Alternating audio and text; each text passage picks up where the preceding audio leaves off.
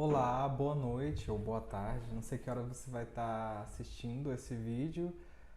Eu sou Érico José, eu sou formado em comunicação audiovisual pela Universidade Estadual de Goiás.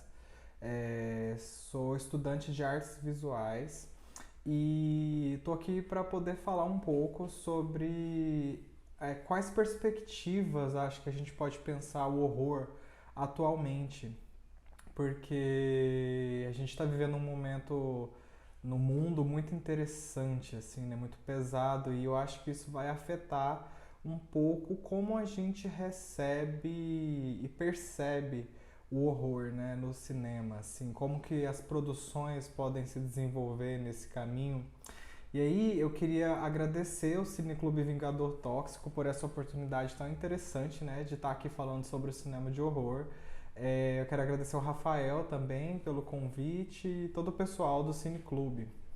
E aí, quando o Rafael me chamou para poder falar sobre o horror, ele me deu essa liberdade de escolher esse tema. E aí eu resolvi falar sobre um assunto que estava ali já povoando o meu imaginário, os meus pensamentos, que é a questão dos limites entre o eu e o outro, né? Então, essa palestra, essa videoaula, talvez, então essa conversa vai ter três momentos. Num momento eu vou falar sobre alguns conceitos que eu acho interessante elaborar para poder falar sobre esse assunto, né? Sobre essa questão do horror e do eu e do outro, do que é esse monstro, do que é esse lugar do medo ali na narrativa de horror. Num segundo momento, eu vou retomar um pouco da história do cinema de horror, de como esse gênero se desenvolveu, falando sobre alguns pontos chaves, né? Não vou falar sobre todos os momentos do horror, mas para poder entender como esse gênero se desenvolve. E num último momento eu vou falar um pouco sobre essa questão do eu e do outro, do estar isolado, do estar em coletividade e de como isso vem influenciando o horror e como isso pode influenciar o horror. Então, espero que seja legal para você que está aqui comigo assistindo. Então, vamos começar falando sobre alguns conceitos que eu trouxe. O primeiro conceito é o conceito de narrativa, porque para a gente falar de cinema de horror, a gente está falando de histórias que visam causar medo ou que visam causar um sentimento de repulsa, aquela ideia do grotesco, do chocante. E aí, o que são narrativas, né? As narrativas, elas se diferem da vida real por elas sempre serem um recorte de alguma coisa. Então, elas são uma maneira em que nós, seres humanos, usamos, elas são um dispositivo, assim, né? Pra gente entender o mundo, pra gente entender as transformações do mundo, as transformações da matéria ao decorrer do tempo. Então, a gente vai selecionar alguns pontos chaves para poder tentar entender a nossa realidade. E aí a narrativa, ela geralmente opera por dois mecanismos principais, que é a causalidade e a sincronicidade, ou coincidência, né? Na causalidade, a gente vai tentar ali entender como que uma coisa se encaixa na outra para poder gerar um resultado, de um ponto A até um ponto Z, né? Vamos dar um exemplo. Então, se eu vou fazer uma narrativa sobre o fato de eu ter ido comprar pão, eu posso falar sobre eu me levantar aqui agora e aí eu vou pegar e vou chegar no elevador, vou apertar ali, né? O elevador pode demorar e eu começar a pensar assim, será que eu vou de escada? E aí o elevador demora, eu resolvo descer de escada. E aí eu tô chegando ali na portaria e o porteiro me para poder me entregar uma encomenda. E aí eu vou, saio de casa, né, depois de atrasar um pouco ali para assinar o documento, chego na padaria e tem uma pequena fila. Só que quando chega na minha vez acabou o pão. Então a narrativa ela começa ali no momento onde eu resolvo sair para comprar pão até o momento em que eu não consigo comprar pão porque o pão acabou. Só porque a narrativa ela é sempre uma seleção, né? Ela é sempre uma maneira enviesada por um ponto de vista, por uma ideologia, por tem sempre alguém contando uma história. Eu posso, por exemplo, ter ocultado dessa história de comprar pão o fato de que eu dormi até tarde, ou o fato de que eu fiquei enrolando no sofá, enrolando no banho, e isso ser o real motivo de eu ter perdido, né? Ter fracassado nesse objetivo. E aí que fica a questão. A narrativa ela sempre vai ser um recorte para poder tentar passar uma ideia. É... E aí, então, narrativa sempre tem um ponto de vista, ela sempre tem uma ideologia por trás ali.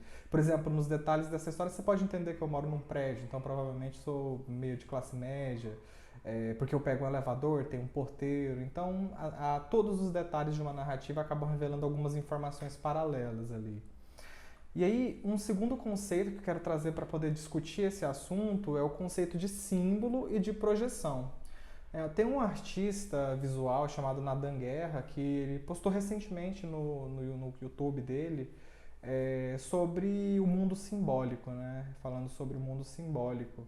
E o mundo simbólico ele é uma coisa interessante de se pensar porque ele é esse mundo das nossas projeções, né? Daquilo que existe dentro da gente e a gente enxerga fora. Então, pensando assim, eu falo do Nadan Guerra porque ele me levou a pensar sobre esse aspecto de o mundo simbólico ser tão grande ou talvez até maior do que o concreto. Então, se você pensa num jogo de baralho, você tem as peças, as cartas, né, que são, concretamente, elas são só lâminas de plástico ou papel com tinta em cima. E aí tá ali no mundo simbólico os números, as cores, os naipes. Ali no mundo simbólico tá as regras que os jogadores se estabelecem para poder o jogo funcionar, como que faz para ganhar, qual que é o objetivo. Então ali no mundo simbólico também tá a relação entre os jogadores, tá a diversão, tá a raiva, tá a frustração de perder. Então tudo isso está ali no simbólico e o simbólico é bem, bem grande, né? E aí isso dá uma ideia de que a gente está sempre projetando alguma coisa, a gente está sempre colocando isso que está interno do lado de fora. E numa linguagem simbólica, geralmente a gente está lidando com símbolos que cada pessoa vai acabar dando a sua interpretação pessoal. E eu falo disso por quê? Porque isso tem muita relação com narrativa, com contar uma história. Quando você está recebendo uma história, você está colocando a sua própria vivência ali, sendo projetada naquilo que está sendo apresentado a você. Seja uma narrativa de texto, onde te oferecem palavras para você interpretar, para você imaginar, ou seja numa narrativa audiovisual, onde você tem sons e imagens para poder construir essa história, né? Esse universo ficcional. E então esses conceitos de símbolo e projeção eles são muito interessantes para poder entender como as narrativas funcionam na gente. E o horror ele deve muito a esse mecanismo da projeção. Você pode perceber que o cinema de horror geralmente ele se desenvolve com um atraso da revelação do monstro. Então o que acontece? O filme ele vai te dar indícios de um monstro e você vai criar esse monstro na sua imaginação. Geralmente os monstros são revelados mais para o final do filme e geralmente eles perdem muito impacto depois que eles são revelados. Porque enquanto eles não são revelados, eles são um recipiente de projeções. Você está ali jogando os seus medos mais profundos, os seus medos mais pessoais naquela narrativa, naquela imaginação, e isso acaba potencializando o efeito de horror do filme. E aí a projeção ela é um mecanismo que é descrito pelo Freud na psicanálise como essa ideia da gente colocar fora da gente o que está dentro. Né? Então a narrativa, a projeção e esse mundo simbólico têm uma relação muito próxima. E aí eu chego no próximo conceito que eu acho que é importante para poder discutir esse assunto, que eu vou misturar um pouco a ideia do outro, do Lacan, e também a ideia da sombra do Jung. O outro, para o Lacan, tem muito a ver com como o Jung pensava o inconsciente. Assim. Então, o inconsciente é o quê? O inconsciente é aquele lugar da mente que não está consciente. Então, não está acessível. Né? Então, ele é composto por memórias esquecidas, ele é composto por estímulos cotidianos que não chegaram a se tornar conscientes. Por exemplo, nesse momento o seu pé está sentindo o chão, mas só agora que eu te falei que provavelmente você foi jogar a sua atenção para lá.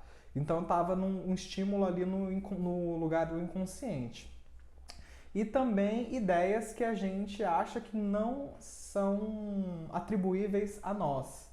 né? Então o outro do Lacan ele vai estar muito nesse lugar daquilo que a gente não percebe como eu. A gente pode encontrar esse outro no sexo oposto, né? Então, tipo, características que os homens atribuem a serem essencialmente femininas, elas podem ser encaradas como características do outro. Aquilo que a gente vê como exótico, né? Como o Ocidente vê o Oriente. E também aquelas coisas que a gente atribui a bandidos, a coisas negativas, a criminalidade, a assassinos. São todas coisas que a gente acha que não podem existir dentro da gente. Então tudo isso tem um sentido de outro. E isso vai funcionar muito bem no horror, nessa questão do horror ele simbolizar muito essa ideia do outro, né? Através do que é mal, do que é ameaçador, do que pode botar fim à ordem das coisas. E aí por que eu falo que eu vou misturar um pouco com a ideia do Jung? Porque o Jung ele pega esse inconsciente e ele vai quebrar esse inconsciente em duas etapas, o pessoal e o coletivo. O pessoal são aquelas coisas que são próprias do indivíduo, da individualidade. E o inconsciente coletivo já fala sobre âmbitos mais humanos. Por exemplo, todo mundo passa pela fase de perder os dentes, né? De perder os dentes de leite. Então isso pode se tornar um símbolo universal para o ser humano, porque todo mundo tem a potência de desenvolver a mesma experiência. Então o Jung está falando de coisas coletivas e é nisso que o horror às vezes acaba pegando bem, assim. Então ele vai tratar de medos coletivos por causa de percepções coletivas que a gente tem. Então, por exemplo, a experiência com a noite, ela costuma ser uma coisa mais amedrontadora, porque tem o escuro, tem a ausência de luz, tem os sons, a audição fica um pouco mais aguda. Então a gente tem essa relação com o escuro que é arquetípica, ela é coletiva, né? E aí, dentro desse inconsciente coletivo, a gente tem o arquétipo da sombra, que é esse conjunto de características, este conjunto de coisas que a gente não atribui a nós. Seria esse outro, né, do Lacan. Esse outro ele pode estar muito relacionado também a coisas que a gente acha que são inaceitáveis na nossa cultura, né? Então, por exemplo, o filme O Exorcista. O Exorcista, ele tá ali inserido num momento mais conservador da humanidade, porque a gente não tinha internet para discutir as questões sobre pautas inclusivas, feministas. Então, o que a gente tem de personagem no Exorcista? A gente tem uma mãe solteira que mora sozinha, bem-sucedida, criando a filha dela. Ela dá festas, então ela é uma pessoa que deu certo na vida, mas ela é mais liberal. E qual que é a consequência dela ter esse modo de vida? Ela tem a filha dela possuída pelo demônio, que pode também ser encarado como uma metáfora para a filha dela chegar na puberdade. Então a gente tem uma personagem ali meio que sendo punida por uma espécie de comportamento. Eu tirei essa ideia de um vídeo da Rita Von Hunt, então eu vou dar esse crédito. E nessa segunda parte da palestra eu vou falar um pouco sobre como o cinema foi desenvolvendo essa relação com esses monstros, com esses medos, né? Com essa necessidade de punir ou de validar o que é certo, o que é errado, como esse outro, né, que é separado do eu, que no fim das contas é algo do inconsciente, pode se manifestar através dessas narrativas. Então, mais alguns exemplos aqui da questão da sombra, desse outro sombrio. No Babadook, a gente tem uma mãe solteira lidando com um filho e aí um monstro começa a aparecer nessa casa e a aterrorizar essa família, até que no final do filme a gente tem ela lidando com o monstro, né? Ela lidando com um trauma, porque ela perdeu o marido. Então, tipo, o monstro ele é confinado no porão. O porão é geralmente um símbolo para o inconsciente. E ela vai todo dia ali, alimenta ele e mantém ele sob controle. Então essa é uma característica de lidar com a sombra, até na teoria da psicologia analítica do Jung. A gente tem que entender que sombras são essas que a gente tem para a gente conseguir lidar com elas. Então o Babadook traz um simbolismo muito interessante desse lugar. No Massacre da Serra Elétrica a gente tem uma temática mais social da repressão, assim, né? De uma coisa que vem à tona, mas que é reprimida mais coletivamente. Então a gente tem ali a família de assassinos é uma família de pessoas que foi tornada obsoleta por causa da modernização do trabalho.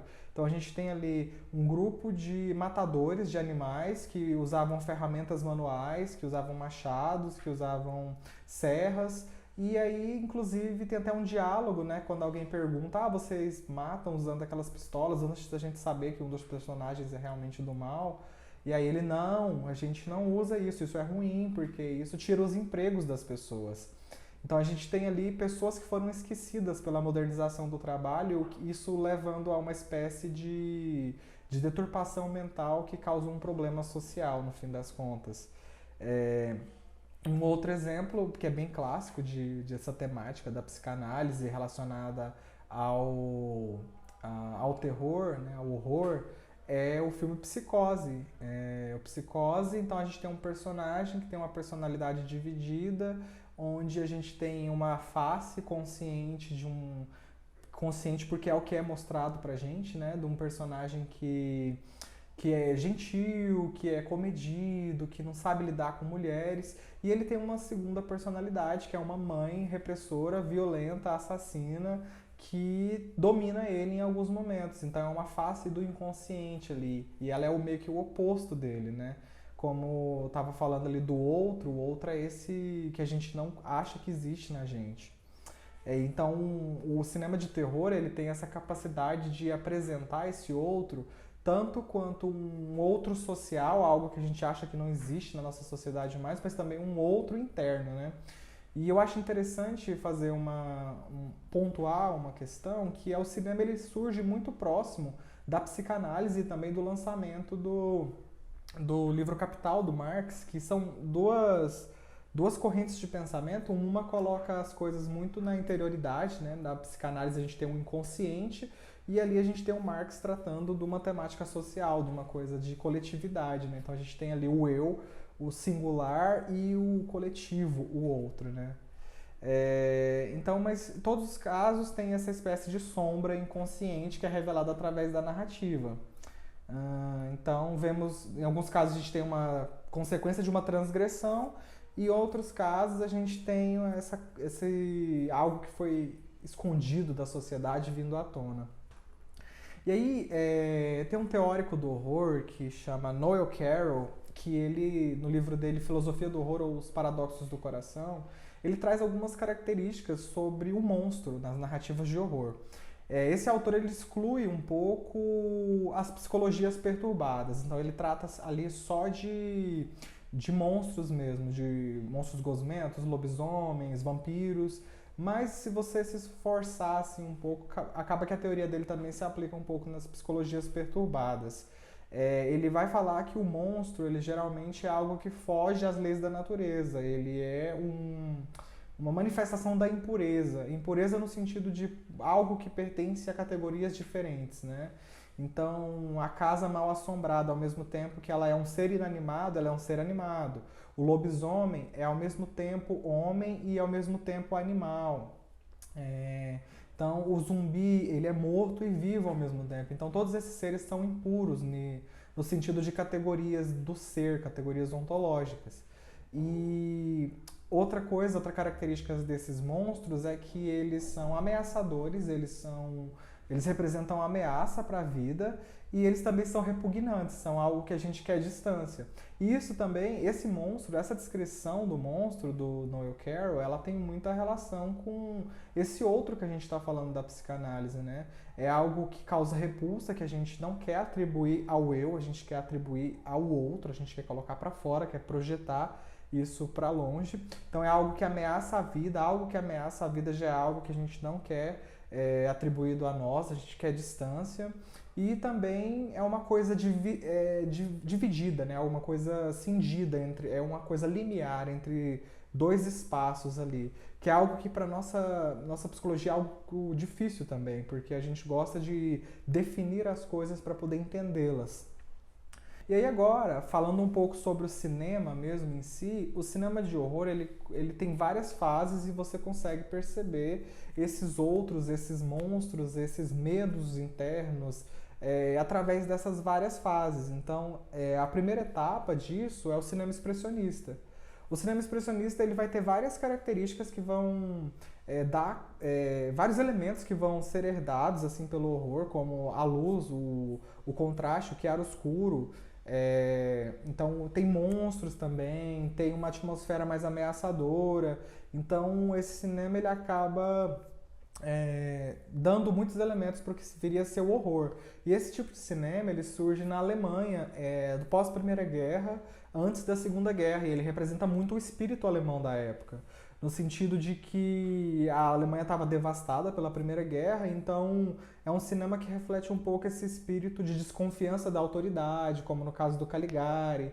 É um tipo de cinema que vai falar sobre a necessidade de amor, porque os personagens têm como única ferramenta para poder enfrentar esses monstros o amor. Então é um cinema que meio que mostra a desesperança daquela época e o medo de que as coisas não tenham mais sentido, de que as pessoas amadas sejam tiradas delas. Então é um cinema que reflete muito esse medo pós-Primeira Guerra.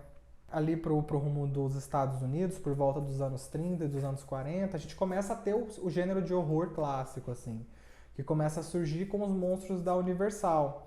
E aí a gente tem algumas adaptações de livros, principalmente, né? A gente tem a adaptação de Frankenstein, tem o Drácula, tem o Médico e o Monstro. E o Médico e o Monstro é um dos exemplos que eu pego para poder elaborar um pouco mais dessa questão do outro ali, né?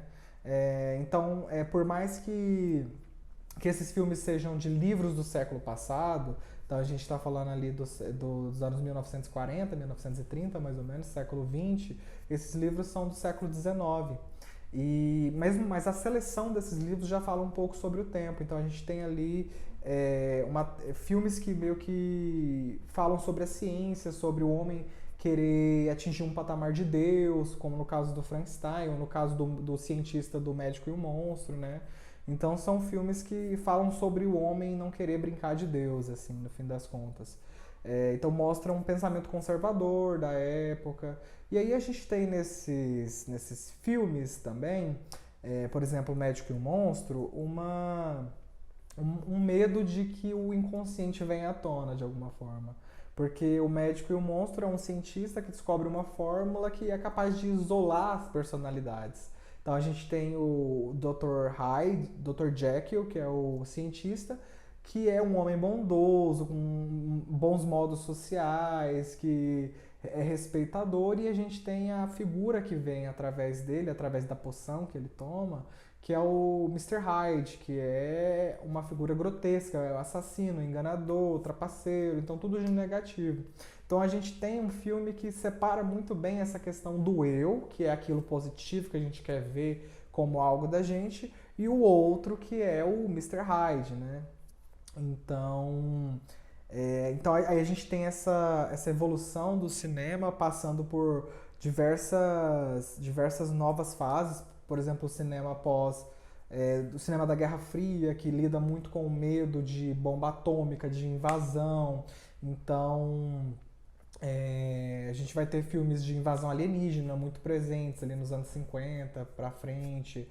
Tem o surgimento do body horror, que é o medo, né, de uma doença, de um conflito nuclear. Aí tem o exemplo do filme A Mosca, tem a invasão, os invasores de corpos, Invasion of the Body Snatchers, que é uma criatura que invade corpos e meio que se mescla a pessoas do seu convívio, como o medo do comunismo. Então os filmes estão ali meio que colocando para fora esses medos mais internos das pessoas. E aí um outro exemplo que eu acho que é interessante falar é sobre as casas mal assombradas, né? As casas mal assombradas, elas trazem geralmente uma perspectiva muito interessante da violência colonial, né? Porque a casa é o lar, então ela pode significar um símbolo de um país e tal. E aí, geralmente, nas casas mal assombradas, elas são construídas em cima de cemitérios indígenas, ou no caso do Iluminado, por exemplo, a gente tem tem vários elementos indígenas no hotel. No caso do Tobe Hooper, do Poltergeist, a casa foi realmente construída em cima de um cemitério indígena. Então esses filmes sobre estar com o espaço geográfico em risco, eles trazem muito essa questão do medo de uma retaliação pela violência que foi cometida, geralmente. E aí a gente tem uma transição interessante ali nos anos 60, 70, por aí, que é considerado o surgimento do horror moderno, né? Que os cineastas independentes eles começam a ter essa liberdade para poder criar obras que fossem mais pessoais, que refletissem mais os anseios pessoais e menos ligados a às obrigações de estúdios. Então isso é propiciado pela modernização das câmeras e ali começa a surgir câmeras mais baratas, né, métodos de produção mais baratos, e aí começa a surgir cineastas como Tobe Hooper, que fez o Massacre da Serra Elétrica, com baixo orçamento, o Jorge Romero, com A Noite dos Mortos-Vivos, também baixo orçamento, e ali a gente começa a ter um ponto de vista mais pessoal nos filmes, né? E aí a gente sai tanto de uma visão dominante, assim, de estúdio, de uma visão mais burguesa, né, de quem tem o dinheiro pagando para poder colocar suas ideias em circulação. Não que todos esses cineastas vão ter pontos de vista que fogem tanto disso, mas a gente tem uma liberdade maior ali. E aí outra coisa que impulsionou esse cinema moderno foi que em 1964 acaba o Código Reis nos Estados Unidos, que era um código de condutas cinematográficas que permitia algumas coisas e não permitia outras.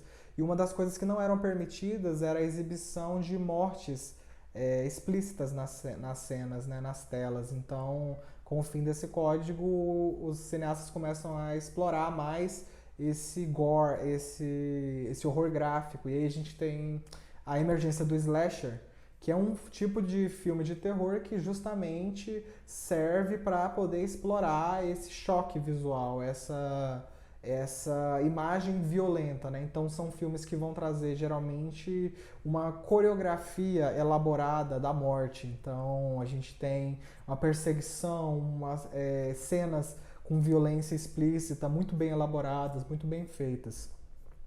E ali a gente tem também um medo mais próximo, né? Os assassinos geralmente estão mais próximos do humano, então a gente tá observando tipo o medo do homem que foi pro sanatório, como em Halloween, ou o medo de que uma criança que sofreu bullying, que ela volte para poder se vingar. Então ali acho que é o Camp Blood, a gente tem a transexual que volta para se vingar. Então ali a gente começa a tratar de um medo de que aqueles que foram humilhados, eles meio que voltem para se vingar, assim. Então, nos anos 90 e 2000 tem uma grande quantidade de remakes, né? Então a gente tem um crescimento do mercado de horror a ponto de buscar no passado o que foi lucrativo, o que foi popular, para poder repaginar isso, né, e trazer isso com um olhar mais moderno. Então no começo esses remakes eles são muito mais focados em apenas evoluir essa técnica cinematográfica. E aí depois disso a gente começa a ter alguns remakes que começam a buscar não só atualizar a técnica, mas também atualizar a temática.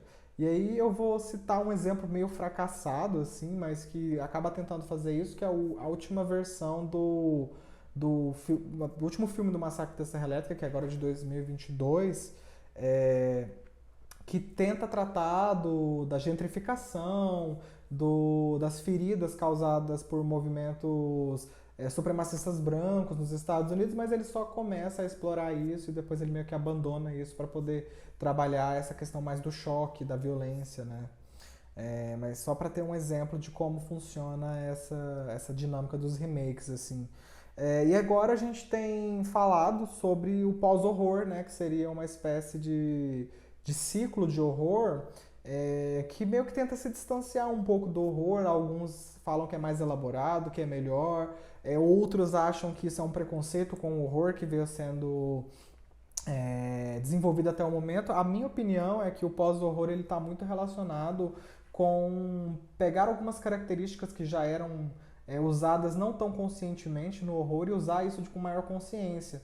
E eu vejo que isso está principalmente no uso de metáfora, no uso de alusões, no uso de alegorias, né? Então a gente tem uma história que está falando de uma coisa, mas ela não está falando muito bem daquela coisa, ela está falando de uma outra coisa.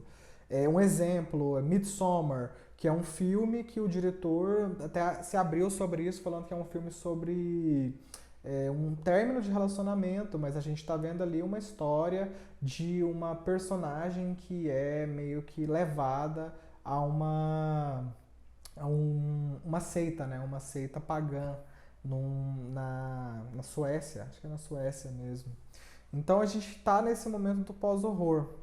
E aí, o que eu quero trazer no momento? Como a gente tem essa questão do horror como um gênero que traz esse outro inconsciente, que traz esse medo social para o palco do cinema, a gente está passando pela pandemia de Covid-19, né? Provavelmente estamos chegando ao fim, tomara que sim. Então a gente está entrando num período de guerras também. Sempre teve algumas guerras, assim, mas essa guerra está ganhando uma atenção especial da mídia. Então por isso eu acho que ela tem um certo destaque, porque com essa imersão nas redes sociais, a gente acaba sendo mais impactado pelas imagens de guerra, pelas ideias de guerra, né? E aí eu acho que é um momento de pensar sobre o quanto isso vai influenciar nos nossos medos e o quanto isso vai se refletir nos filmes de horror. Eu acho que uma das questões que a pandemia de Covid trouxe para nós, por causa do isolamento, é o quanto a gente foi forçado a encarar esse nosso outro, né? Então, a gente teve que buscar uma terapia, ou a gente teve que ir atrás de entender melhor esses nossos conflitos, a gente teve tempo livre para poder desenvolver nossos hobbies. Algumas pessoas, né, teve muita gente que teve que continuar trabalhando, mas eu sinto que isso foi um movimento que acabou tendo que acontecer, né? A gente teve que olhar para questões de vida e morte, a gente teve que pensar sobre nossas próprias características, como o quanto somos empáticos ou não, o quanto a gente se importa ou não, e eu acho que isso vai ter uma influência, assim, no horror. Então, são momentos de muita tensão social que acabam trazendo popularidade para esses gêneros mais fantasiosos, porque o público começa a meio que buscar o conforto, né, na ficção, buscar um outro mundo que seja mais fácil de lidar. Eu acho que isso é bem comum. Então, eu penso que a gente está prestes a ver uma explosão maior dentro desse gênero, alguma maior maturidade dentro dele, embora eu acho que o pós-horror já tenha sido um começo dessa exploração um pouco mais consciente do gênero. E eu penso que algumas coisas que a gente pode começar a ver no cinema é uma explosão, por exemplo, de filmes de horror cósmico, né? Porque assim como na Idade Média, que teve essa crise tão tensa da Igreja Católica por causa da pandemia da época, da peste negra, né? Que matava qualquer tipo de pessoa, não tinha essa escolha social, não tinha escolha se era religioso ou não. Isso coloca a gente para pensar muito no sentido da vida. Então eu acredito que talvez um dos medos que sejam traduzidos através do horror cósmico. Eu acho que a ciência pode ser também um personagem muito forte nessas novas narrativas, porque a gente está vivendo um período muito de negacionismo, de fake news. Então a gente já teve isso num outro gênero, na comédia, com um filme que é muito interessante para pensar o momento que a gente vive na contemporaneidade, que é o Don't Look Up, onde os protagonistas são cientistas tentando provar para o mundo que está tudo indo muito mal, só que está todo mundo se importando com a imagem nas redes sociais. Então eu acho que essa pode ser uma outra tendência de, de, de cinema de horror. Que mais?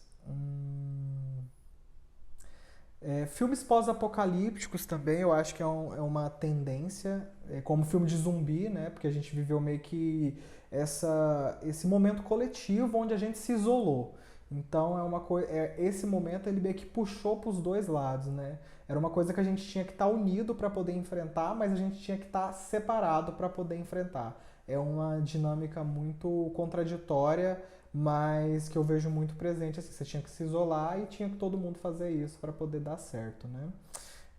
Então não sei se essas meio que previsões elas vão acabar dando uma ideia do que o cinema pode desenvolver daqui para frente, mas eu acho que são pontos muito interessantes para a gente começar a pensar, tanto para quem quer produzir, né, o cinema de horror, mas também para quem quer entender melhor o horror, como que ele pode caminhar.